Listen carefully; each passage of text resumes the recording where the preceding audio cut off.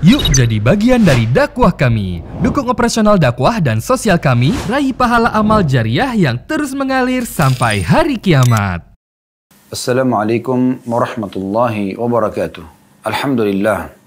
Segala puji dan puja kehadirat Allah subhanahu wa ta'ala atas segala nikmat yang dilimpahkan kepada kita. Dan sebagai seorang muslim, pasti hatinya dipenuhi dengan keyakinan kalau kalimat Alhamdulillah adalah kalimat penghubung antara dia dengan Tuhannya Allah subhanahu wa ta'ala, satu-satunya pencipta segala sesuatunya, baik di langit, di bumi, di kedalaman lautan, terjangkau atau tidak terjangkau oleh mata manusia. Dan Allah menjadikan kalimat Alhamdulillah sebagai kalimat berterima kasih atau syukur yang dengannya segala kebutuhan kita untuk roda kehidupan di muka bumi ini akan terpenuhi.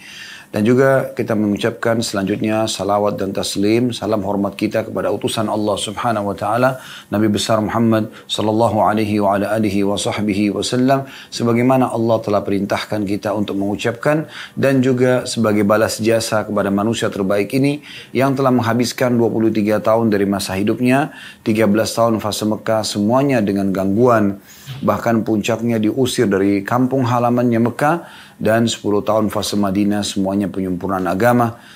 Teman-teman sekalian, pada kesempatan ini kita akan membahas insya Allah baik hadirnya teman-teman dari Auckland, dari Indonesian Islamic Center, seingat saya bernama Uthman bin Affan ya, maaf kalau keliru.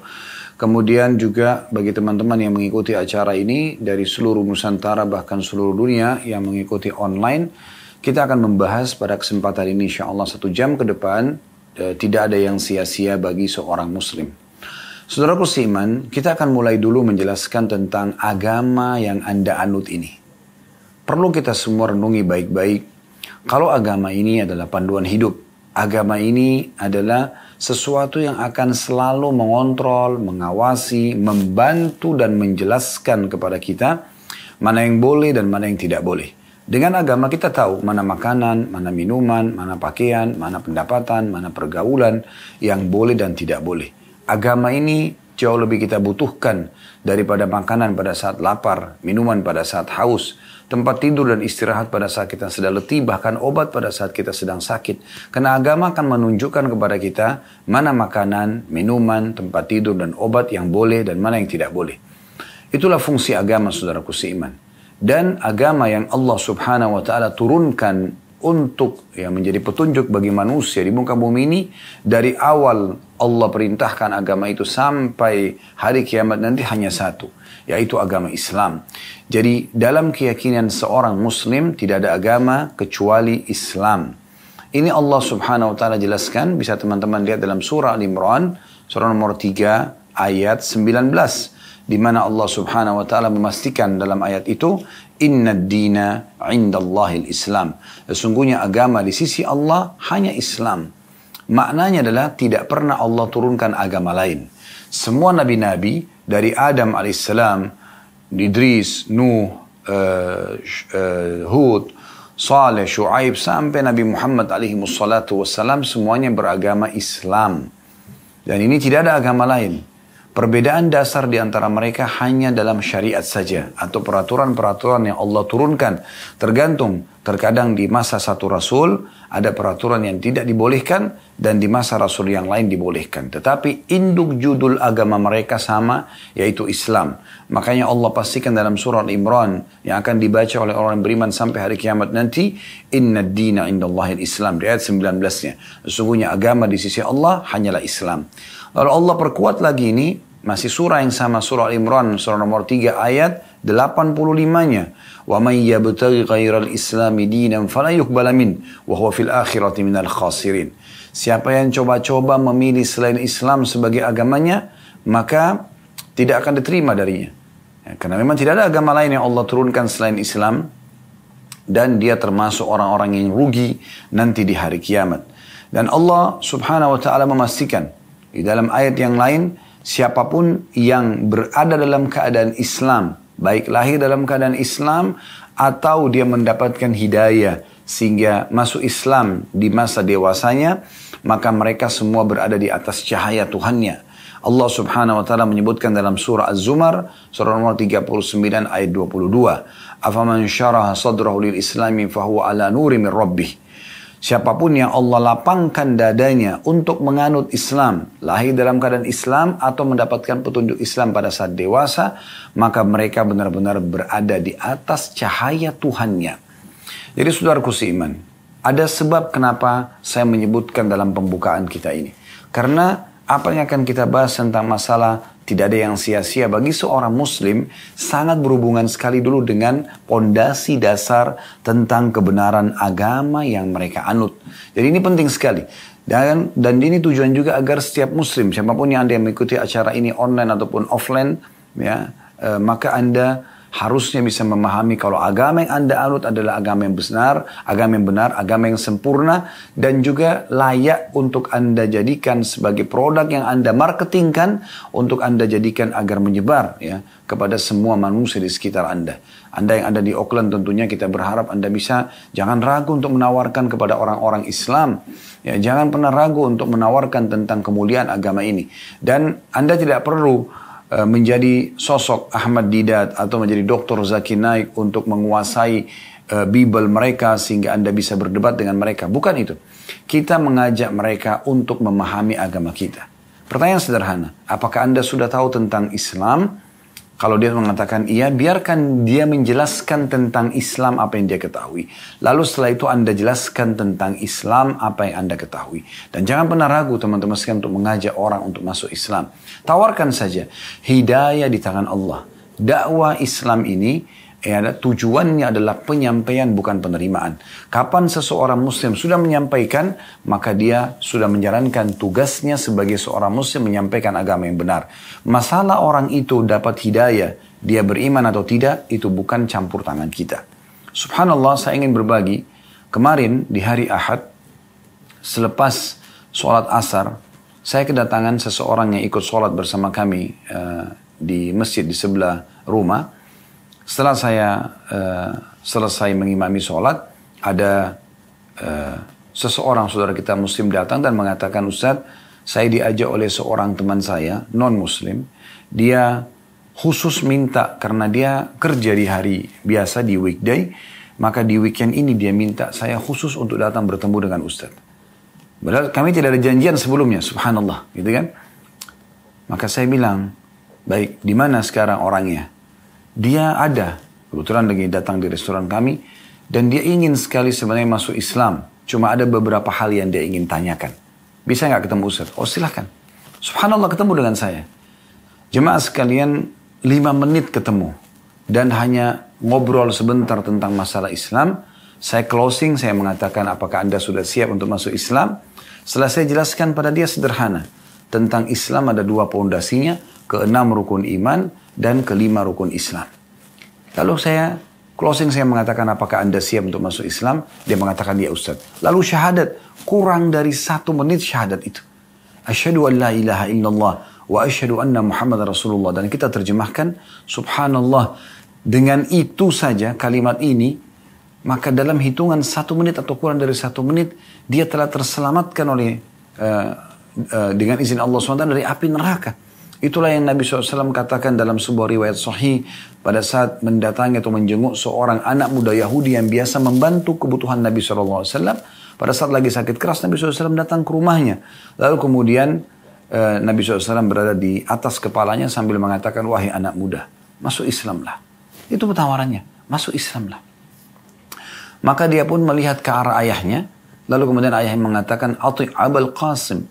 Patuhi ayahnya Qasim, maksudnya Nabi Muhammad SAW. Karena anak pertama Nabi SAW namanya Al-Qasim. Dipanggil Abul Qasim. Maka pada saat itu pun dia syahadat.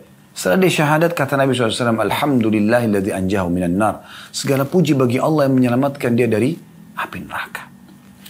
Saya kedatangan seorang teman kemarin juga menceritakan kepada saya bagaimana ada seseorang musisi yang terkenal masuk Islam di tangan beliau. Saya terharu mendengar cerita itu, jadi saya ingin menyampaikan. Jadi saya tidak perlu juga menyebutkan nama saudara kita muslim yang menceritakan, tapi intinya kita ambil pelajarannya. Dia mengatakan saya datang kepada seseorang, kemudian dia takut melihat penampilan saya karena menggunakan pakaian muslim. Setelah itu kemudian saya cuma mengatakan saya pun adalah seorang musisi dulunya. Kemudian beliau mengatakan, apakah sudah ada seseorang yang pernah berbicara tentang Allah kepada Anda? tentang Islam, tentang Nabi Muhammad SAW. Mulailah terjadi diskusi ringan, setelah itu closingnya salaman untuk masuk Islam dan masuk Islam. Rata-rata subhanallah orang yang masuk agama ini, ya kalau kita mendengarkan sebab mereka masuk Islam, mungkin bagi kita seorang muslim biasa saja, tapi bagi mereka sangat bermakna. Oleh karena itu teman-teman jangan pernah ragu ya untuk berpegang teguh pada agama ini, menjalankan isi agama ini, dan juga menyebarkan dan mengajak orang lain untuk masuk Islam. Syaitan selalu membuat kita khawatir, ragu untuk menyebarkan agama ini, dan ini adalah kekeliruan yang luar biasa. Ini bisikan syaitan yang salah tentunya ya. Kemudian teman-teman sekalian juga Anda sudah tahu surah Al-Ma'idah surah nomor 5 ayat 3 Allah SWT memastikan kalau agama ini sudah sempurna ya. Dalam firman-Nya al-yawma akmaltu lakum dinakum, hari ini aku sempurnakan agama kalian, wa atmamtu alaikum ni'mati, dan aku sempurnakan juga nikmatku kepada kalian, maksudnya tidak butuh lagi selain agama Islam, wa raditu lakumul Islam dinan, aku ridho Islam sebagai agama kalian. Kata Ibnu Abbas radhiyallahu anhuma, Allah telah mengabarkan ya, kepada Nabi-Nya Muhammad SAW dan kepada orang-orang beriman bahwasanya dia telah menyempurnakan Islam bagi mereka sehingga mereka tidak lagi membutuhkan tambahan selamanya. Allah telah melengkapkan agama Islam sehingga ia tidak akan pernah menguranginya selamanya. Dan Allah juga telah meridhoi agama Islam, maka Allah tidak akan pernah marah pada orang yang mengaplikasikan dan menjalankan Islam juga menyebarkannya. Ini luar biasa. Ajak orang lain masuk Islam teman-teman sekalian. Sampaikan kepada mereka berita gembira tentang masuk Islam. Bahwasanya kalau mereka masuk Islam, kesalahan-kesalahan mereka yang lalu, semua dosa-dosa mereka dimaafkan. Bahkan kebaikan-kebaikan mereka akan dapatkan. Apapun yang mereka pernah lakukan dalam pandangan agama Allah benar, seperti bakti sama orang tua, seperti bersedekah, menjenguk orang sakit, membantu orang susah, apa saja ya. Maka itu dalam Islam kena baik, sebelum mereka masuk Islam belum dicatat pahala, setelah masuk Islam itu tercatat semua pahala. Bagaimana Nabi SAW ya mengatakan kepada Amr bin As radhiyallahu anhu pada saat memasuk Islam, ya seorang anak muda dan tokoh Mekah yang pada saat itu mau masuk Islam, dia mengatakan, ya Rasulullah, saya mau masuk Islam tapi ada syaratnya. Kata Nabi SAW, apa syaratnya? Dia mengatakan, semua dosaku yang lalu dimaafkan. Aku punya banyak kesalahan. Ya. Maka kata Nabi SAW, wahai Amr, ya, apakah engkau belum mengetahui kalau Islam itu setelah masuk Islam akan membersihkan semua kesalahan yang lalu? Apakah kau belum mengetahui bahwasanya orang kalau hijrah di jalan Allah juga akan membersihkan dosa-dosa masa lalunya? Apakah engkau belum tahu kalau haji bisa membersihkan dosa yang lalu semuanya? Hadis ini riwayat Muslim. Begitu juga yang luar biasa yang disampaikan ya oleh Hakim bin Hizam radhiyallahu anhu. Ini salah satu tokoh Mekah juga pada saat dia masuk Islam. Maka dia mengatakan, ya Rasulullah, bagaimana pendapat Anda dengan hal-hal yang pernah aku lakukan di masa jahiliyah? Dari sedekah, bebasin budak, dari silaturahim. Ya, apakah itu ada pahalanya? Kata Nabi SAW, engkau telah masuk Islam bersama dengan ya, apa yang telah kamu lakukan dari kebaikan-kebaikan tersebut. Maka sampaikan berita gembira ini kepada mereka. Mereka akan mendapatkan banyak sekali manfaat-manfaatnya ya, yang dari masuk Islam itu sendiri. Selebihnya sekali lagi hidayah di tangan Allah subhanahu wa ta'ala. Ya, ini poin penting. Baik teman-teman sekalian, setelah Anda menjadi seorang muslim, seluruh kegiatan Anda, seluruh aktivitas Anda, selama bukan dosa, hanya ada dua. Dia bagian daripada perintah agama atau hal yang mubah. Perintah agama ada yang wajib dan ada yang sunnah, ya. Atau yang dibolehkan mubah sifatnya.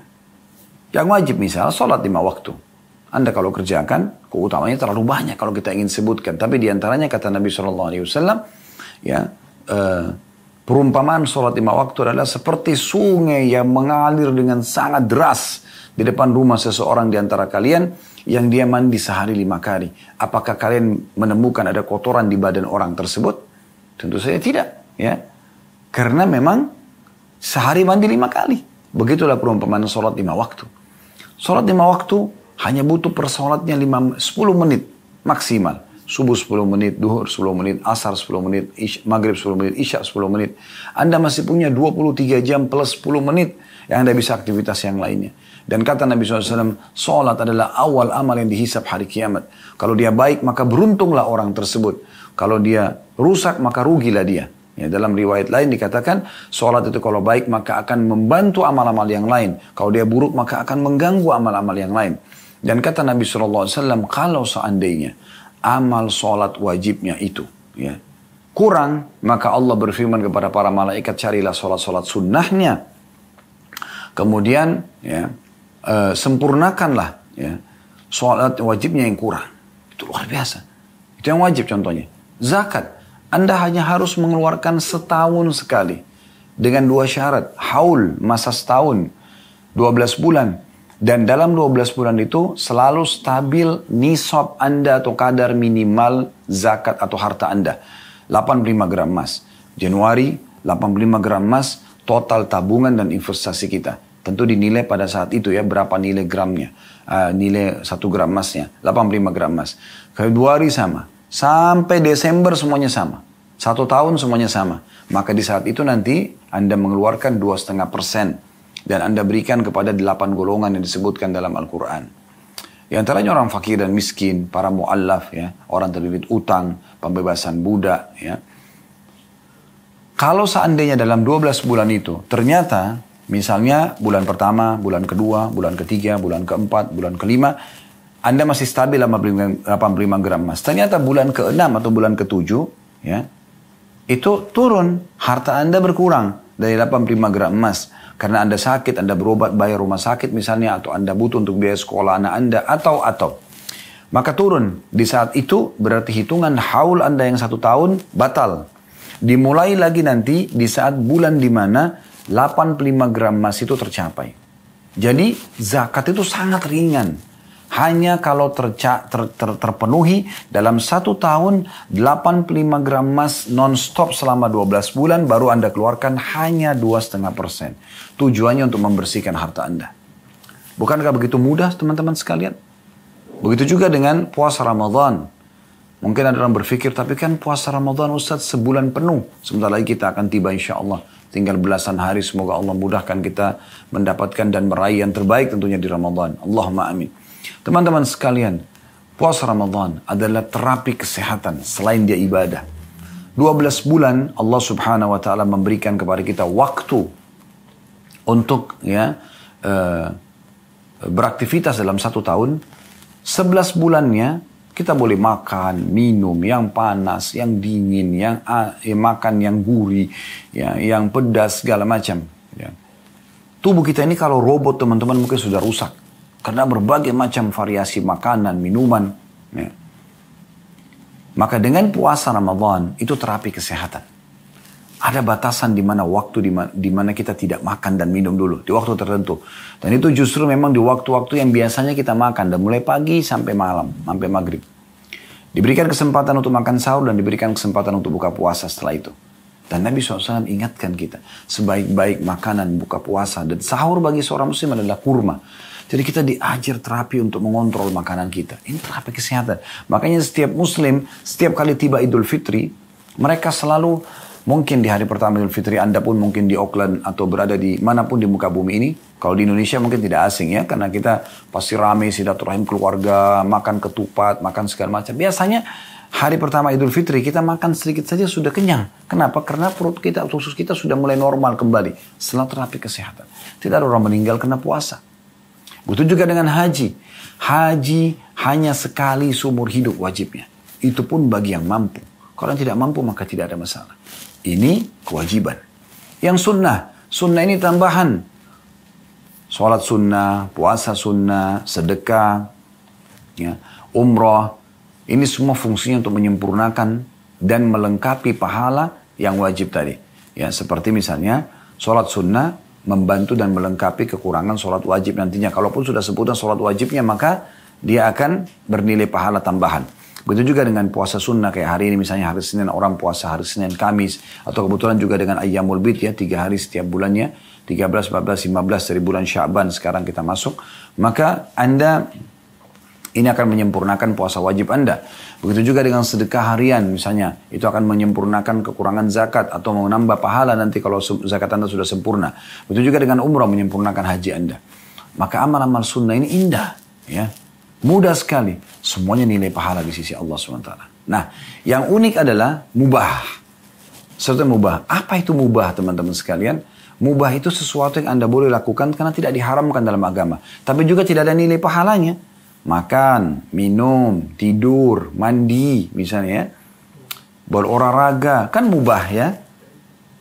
Tetapi yang mubah ini, kata Syekh Abu Bakar Jazair rahimahullah, indahnya Anda menjadi seorang muslim dan tidak ada yang sia-sia. Anda bisa jadi ubah. Anda bisa mengubah sesuatu yang mubah menjadi sunnah.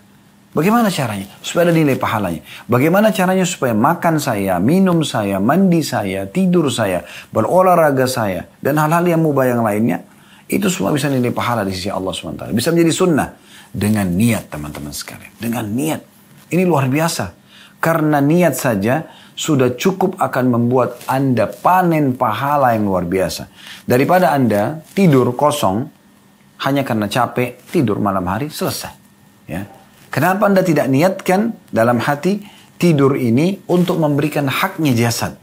Allah Subhanahu wa Ta'ala, pencipta jasad kita ini, memberikan juga sinyal-sinyal ke tubuh kita, diantaranya ngantuk, supaya kita istirahat dan memberikan hak jasad kita. Daripada hanya sekedar tidur, niatkan kalau tidur ini memberikan hak jasad, maka dia berubah dari mubah menjadi sunnah. Begitu juga dengan makan dan minum. Bukan hanya sekedar, lapar saya makan, haus saya minum. Hanya sekedar menghilangkan rasa lapar dan dahaga. Tetapi niatkan untuk memberikan haknya jasad. Maka ada pahalanya. Ya. Karena Nabi SAW berkata kepada sahabat Uthman bin Mad'un, kepada Abu Darda radhiyallahu anhu ajma'in, dua sahabat ini pernah ada riwayat menyebutkan, Nabi SAW menyebutkan jasadmu punya hak, ya, keluargamu punya hak, Tuhanmu punya hak. Jadi ini punya hak, ada pahalanya semua kalau diberikan haknya, ya gitu. Begitu juga pada saat mandi. Bukan hanya sekedar menghilangkan gerah, tetapi bagaimana memberikan hak jasad, karena Allah Subhanahu wa Ta'ala pencipta jasad ini memberikan kita rasa gerah dan memberikan kita rasa segar pada saat kita selesai mandi. Tujuannya untuk itu. Bagaimana supaya kita selalu menjaga jasad ini. Kenapa jenazah pun dimandikan? Padahal sebentar lagi masuk ke tanah, dikena tanah, gitu kan? Kalau kita tahu kalau masih hidup ini, kalau sebentar lagi kita akan kena lumpur, kena tanah, mungkin kita pikir nanti aja mandinya. Tapi subhanallah berbeda. Karena kita memberikan hak jasad tersebut. Begitu juga dengan berolahraga. Bukan hanya sekedar, supaya ya saya punya keterampilan misalnya. Enggak. Tapi bagaimana kita memang memberikan hak jasad. Karena Allah Subhanahu wa Ta'ala memberikan orang yang suka olahraga lebih segar, lebih fresh ya. Tujuannya untuk itu. Supaya kita selalu memberikan olahraga atau melakukan hak badan dengan olahraga. Tentu pada hal-hal yang tidak diharamkan olahraganya ya. Nah ini akan berubah menjadi mubah menjadi sunnah. Ini luar biasa nih ya. Dan yang tidak kalah pentingnya teman-teman sekalian, hadis yang luar biasa. Hadis ini sering kali saya ulangi dalam diri saya sendiri. Dan saya juga sering mengucapkan di pengajian. Dan saya juga minta atau berharap teman-teman bisa merenungi hadis ini. Tentu kalau Anda sudah pernah dengar, alhamdulillah ini pengulangan. Kalau Anda belum pernah dengar, maka ini menguatkan dan menambah informasi buat Anda. Hadis Ibnu Abbas radhiyallahu anhuma, yang beliau mengatakan bahwasanya Nabi SAW menyampaikan tentang wahyu dari Tuhannya. Ini hadis qudsi ya. Fima yarwi an rabbih tabaraka wa ta'ala. Nabi SAW meriwayatkan dari Tuhannya yang maha berkah dan maha tinggi. Qala, yang berbunyi, Inna Allah katabal hasanati was sayyiat, thumma bayyana dhalik. Sesungguhnya Allah telah mencatatkan dan menentukan semua balasan-balasan kebaikan dan juga dosa-dosa. Dan menjelaskan itu. Faman hamma bihasanatin falam ya'malha katabaha Allahu indahu hasanatun kamila, ya, atau hasanatan kamila.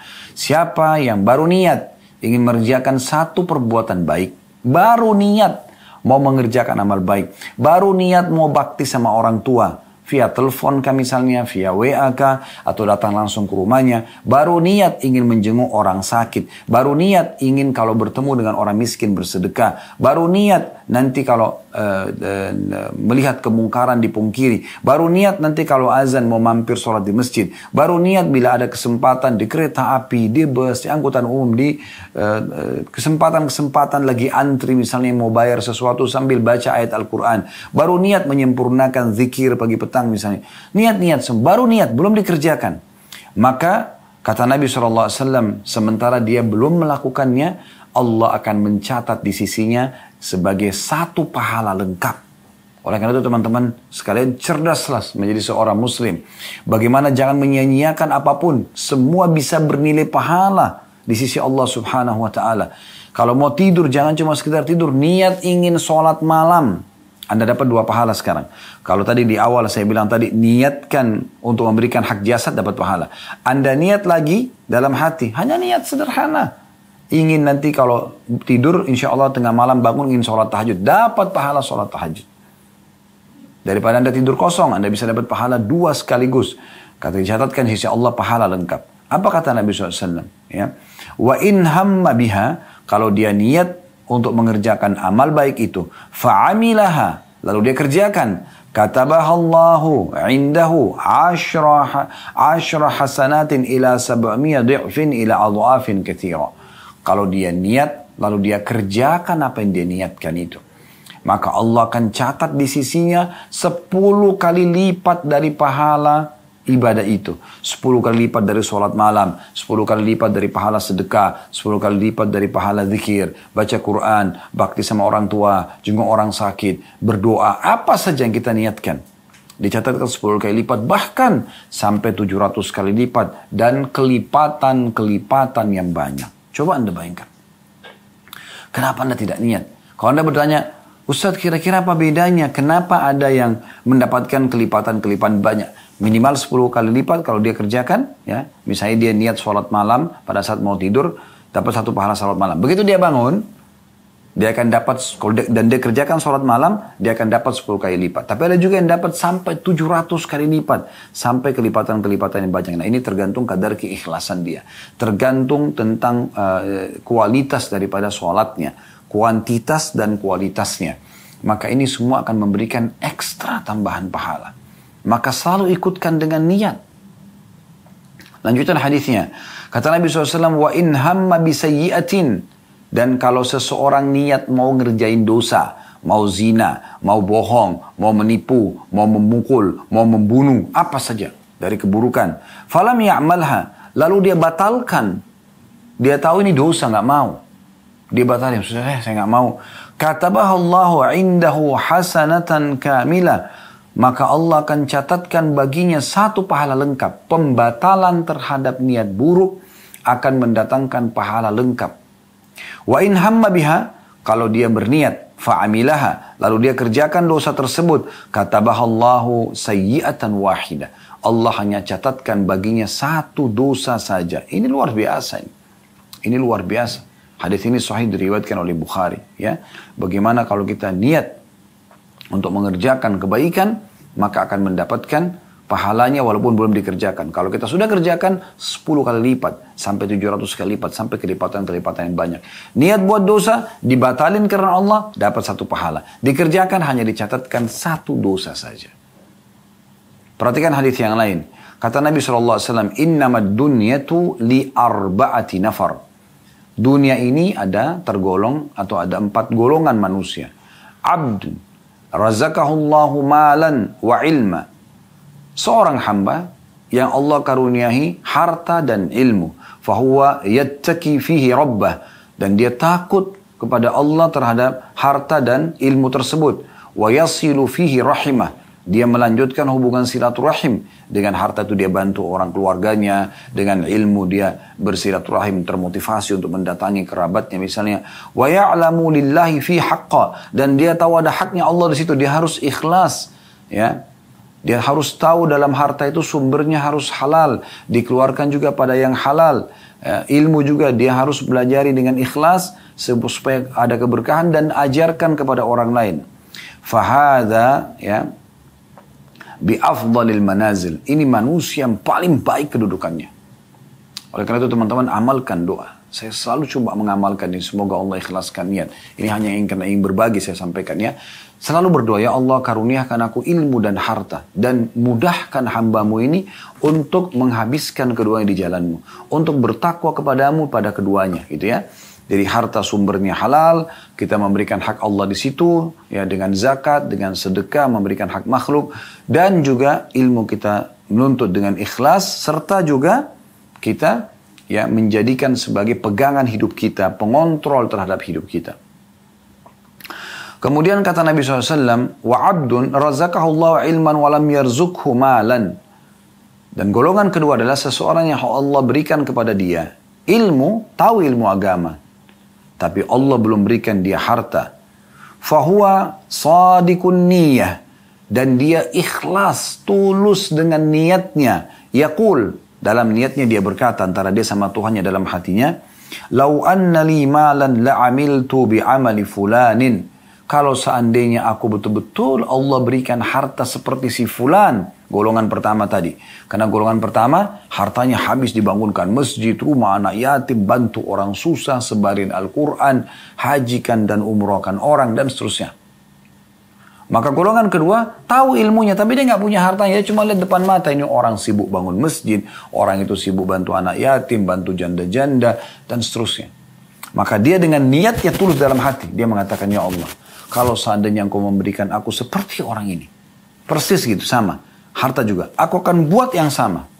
Tapi betul-betul tulus ya, ada dua syaratnya. Dia tulus karena mengharapkan pahalanya, dan yang kedua memang dia belum punya kemampuan harta itu. Jangan orang kaya lalu mengatakan saya niat saja, nggak bisa. Di sini memang betul-betul dia tidak mampu, karena cuma diberikan ilmu tanpa harta.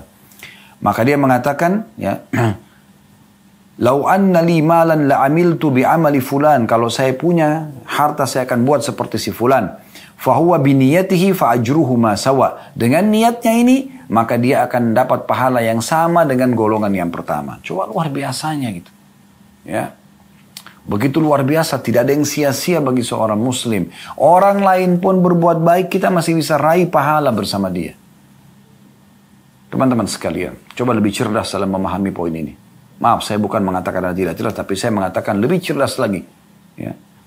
Kalau Anda lihat ada seseorang misalnya di Auckland, anggaplah, saya tidak tahu bagaimana keadaan di sana, tapi saya waktu diundang ke Australia, kan tidak jauh dari sana, ya, sempat saya diperlihatkan oleh beberapa teman-teman, ini Ustadz gereja dibeli oleh seorang muslim, sekarang jadi masjid. Saya juga waktu diundang oleh teman-teman kita di Amerika, di Eropa kemarin, sama banyak ditunjukkan, ini masjid, gereja tadinya masjid. Lalu dilihatkan juga, ini gereja nih lagi diiklanin, siapapun mau beli bisa. Dan mereka lebih mendahulukan untuk beli gereja karena sudah punya izin tempat ibadah. Daripada Anda cuma mengatakan, oh itu gereja itu dibeli oleh si fulan, bapak ini misalnya, atau ibu itu misalnya. Kenapa karena Anda tidak punya uang sebesar dia untuk membeli, kenapa Anda tidak niatkan dalam hati, ya Allah, tulus. Tidak usah diucapkan antara Anda sama Allah. Kalau seandainya Engkau berikan aku kesempatan seperti orang ini, aku juga akan beli yang sama. Kalau ikhlas karena Allah, Anda dapat pahala gereja yang jadi masjid itu lengkap. Saudaraku seiman, mungkin Anda tidak asing sering melihat orang pergi haji dan umrah. Kenapa hanya cuma mengatakan, oh keluargaku si fulan, temanku si fulan pergi haji dan umrah. Anda mungkin belum punya kemampuan secara finansial. Kenapa Anda tidak bilang, ya Allah, kalau seandainya antara Anda sama Allah, sekali lagi dalam hati saja. Tidak ada ucapan lisan di sini. Niat dalam hati. Mengatakan, ya Allah, kalau seandainya Kau memberikan aku sama dengan orang ini, aku akan buat yang sama. Saya pernah duduk di Masjidil Haram, teman-teman, sambil saya merenungi, melihat pembangunan masjid yang luar biasa, orang yang tawaf non-stop 24 jam, orang yang sa'i. Berapa banyak pahalanya? Sholat di sana 100.000 pahala. Kita kalau sholat sendiri. Berjamaah kali 25 kali lipat. Diangkat 27 derajat. Yang jadi imam dapat pahala makmumnya. Yang jadi muadzin dapat pahala seluruh orang yang sholat sana. Berapa juta orang yang sholat di sana. Non-stop.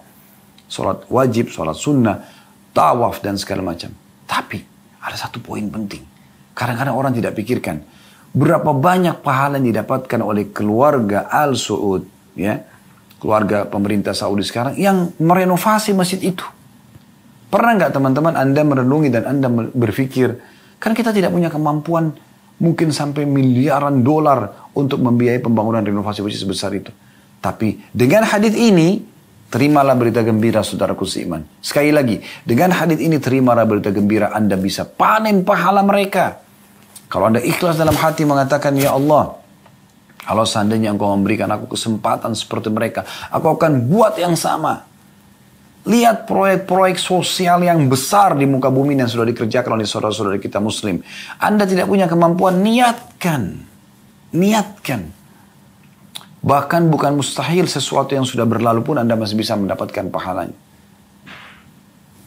Allah maha luas rahmatnya. Saya kadang-kadang kalau melewati lokasi perang Uhud, sambil menjelaskan kepada jemaah, sambil saya merenungi. Subhanallah, takdir Allah subhanahu wa ta'ala, saya lahir di masa sekarang. Saya tidak bisa hidup di masa Nabi SAW.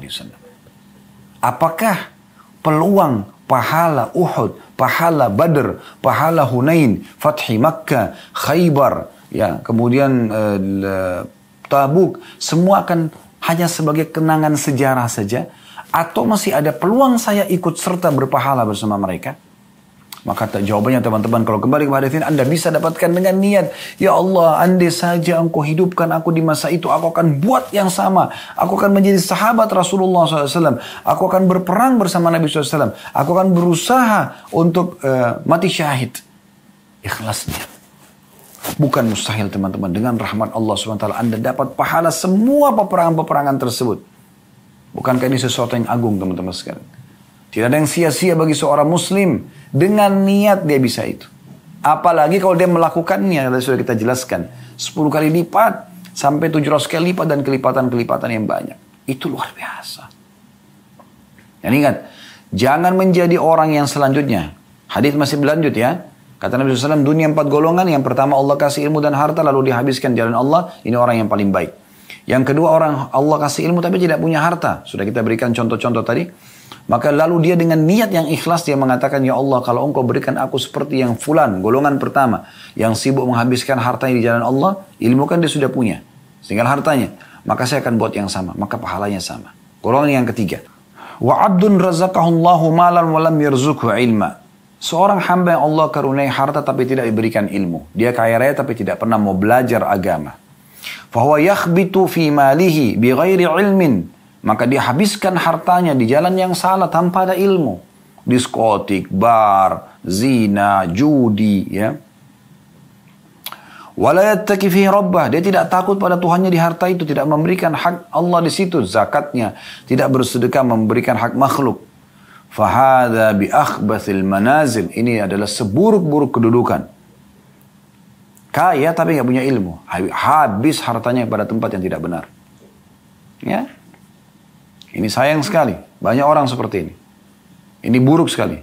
Yang keempat lebih buruk lagi. Wa abdun lam yarzuqhullahu malan wala ilma. Seorang hamba yang Allah tidak kasih dia ilmu, tidak juga harta. Tidak dikasih harta, tidak dikasih ilmu. Fahuwa yaqul, lalu dia berkata, apa yang dia bilang? Perhatikan. Lau anna li malan la amiltu fihi bi amali fulanin, fahuwa biniyati fa wizruhu ma sawa. Lalu dia berkata, kalau seandainya saya punya harta seperti si fulan, ditunjuk orang yang golongan ketiga tadi, yang habiskan hartanya pada judi, pada zina, pada diskotik dan seterusnya. Maka dengan niatnya itu, tekadnya itu, maka mereka sama dosanya. Ini orang luar biasa, ya. Sudah nggak punya ilmu, nggak punya harta, udah miskin, udah bodoh. Lalu dia panen dosanya orang yang melakukan kemaksiatan. Maka hati-hati dengan niat. Hati-hati dengan niat, ya. Perhatikan juga hadis Nabi SAW. Tentu hadis itu hadis sahih ya. Hadis sahih ini diriwayatkan oleh Tirmidzi ya. Kemudian ada hadis yang lain juga, hati-hati dengan niat. Jangan sampai salah ya. Niatnya buruk. Idzal taqal muslimani bisayfihima fal qatilu wal maqtulu finnar. Kata Nabi SAW, kalau dua orang muslim bertemu dengan memegang pedang satu sama yang lain, saling menyerang, maka yang membunuh dan yang dibunuh dua-duanya masuk neraka. Faqultu ya Rasulullah, maka sahabat ini berkata, yang merawikan hadis ya, itu tepatnya Abu Bakr, namanya Nufai' bin Harith Al-Thaqafi radhiyallahu anhu. Beliau mengatakan, ya Rasulullah, hadzal qatil fama balul maqtul. Kalau orang yang membunuh masuk akal ya Rasul. Kita tahu orang yang membunuh masuk neraka. Tapi orang yang dibunuh, bagaimana kami memahaminya kalau juga akan masuk neraka? Kata Nabi SAW, innahu kana harisan ala qatli sahibihi. Karena dia kalau tidak dibunuh, dia akan membunuh saudaranya itu. Dengan niatnya itu sudah bisa dapat hukumannya. Ini bahaya sekali. Ya. Harus hati-hati sekali teman-teman sekalian. Dan ada sebuah berita gembira yang luar biasa. Hadis Nabi SAW. Pada saat beliau sedang menuju ke Tabuk ya. Peperangan terakhir Nabi SAW, perjalanan yang sangat jauh dari kota Madinah. Ya, butuh waktu perjalanan sebulan lebih ya. Pasukan bergerak menuju ke sana. Itu cerita panjang tanpa perang, tapi yang jelas Nabi SAW waktu lagi istirahat bersabda di depan para sahabat. Sesungguhnya di Madinah, di kota Madinah, ada saudara-saudara kalian yang tidak ada satu lembah pun yang kalian lewati. Langkah-langkah, setiap amal apapun yang dikerjakan dalam perjuangan jihad ini, kecuali mereka akan mendapat pahala bersama kalian. Kenapa? Kata Nabi SAW, habasahumul udhur. Karena mereka sebenarnya niat ingin ikut, ingin sekali. Tapi ada uzurnya. Mereka sakit. Mereka nggak bisa. Jadi kalau Anda pun sakit, masih bisa niat. Kalau saya sehat, saya akan kerjakan itu ya Allah. Gitu. Luar biasa kan? Jadi luar biasa. Tidak ada yang sia-sia teman-teman sekalian. Oleh karena itu memang orang subhanallah yang mendapatkan hidayah Islam ini dan tahu dan mempelajari Islam ini, betul-betul dia adalah orang yang Allah inginkan kebaikan padanya. Nabi SAW telah mengatakan dalam sebuah hadis riwayat Imam Ahmad, ayyuma ahli baitin minal arabi wal ajam, rumah manapun, dari rumah orang Arab atau selain orang Arab, ya, aradallahu bihim khaira, Allah inginkan kebaikan bagi mereka, adkhala alaihimul Islam, ya, Allah masukkan Islam ke dalam hati mereka. Nah, ini luar biasa, ya, luar biasa. Jadi teman-teman sekalian, kontrol niat Anda. Semua amal soleh, sisi yang lain, semua amal soleh, tidak terkecuali teman-teman sekalian, semua amal soleh, semuanya ada janji-janjinya. Anda tidak akan berbuat amal dalam Islam sia-sia, tidak akan pernah. Anda akan beramal soleh dan semua ada balasannya. Anda pernah dengarkan fadilah atau keutamaan. Salat ada fadilahnya, ada keutamaannya. Wajib atau sunnah. Puasa ada keutamaannya. Ramadan atau puasa sunnahnya. Zakat ada keutamaannya. Sedekah juga ada keutamaannya. Haji ada keutamaan. Umrah juga ada keutamaannya. Bakti sama orang tua. Jenguk orang sakit. Jujur. Amanah. Tanggung jawab. Zikir. Berdoa. Apa saja. Dari semua perintah agama ini, ya, semua akan ada pahalanya. Tidak ada yang sia-sia. Semua dosa yang Anda kerjakan, dari satu sisi, semua dosa yang Anda kerjakan, ada hukumannya tentunya. Selama Anda tidak taubat. Tapi ada satu resep. Di saat Anda buat dosa dan Anda taubat, perhatikan ya, dosa-dosa itu bisa dimaafkan semuanya. Nabi SAW mengatakan, at-taubat tajubbu ma qablaha. Taubat akan membersihkan semua kesalahan masa lalu. Sebesar apapun kesalahan Anda. Misal, seseorang umurnya 50 tahun. Anggap 15 tahun habis dalam masa sebelum balik. Sisa 35 tahun. 35 tahun ini, 34 tahun dipakai dosa semuanya. Zina, mabuk, judi, semua sudah dicoba sama dia. Di tahun ke-35, subhanallah, di hari pertama, dia taubat nasuha.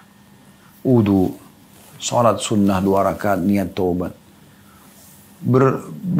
Bersimpuh, ya, merendah di hadapan Tuhannya Allah subhanahu wa ta'ala. Dia memohon, dia menangis agar Allah memaafkannya. Maka Allah akan maafkan.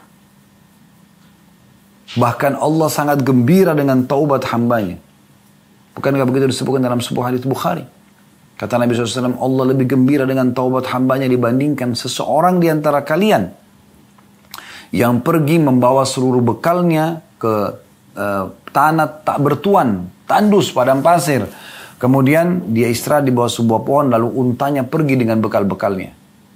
Setelah itu, dia pun bangun lalu dia berusaha mencari, untanya tidak ditemukan. Pada saat dia sudah putus asa, dia berkata pada dirinya sendiri, saya coba kembali ke pohon tadi, tidur semoga saya tidak bangun lagi. Sudah, meninggal. Pada saat dia tidur dan dia terbangun, dia temukan, ternyata untanya dengan bekalnya semuanya ada. Bagaimana gembiranya orang itu? Allah lebih gembira dengan taubat hambanya daripada hamba tersebut menemukan bekalnya. Apa yang lebih mulia daripada ini teman-teman sekalian?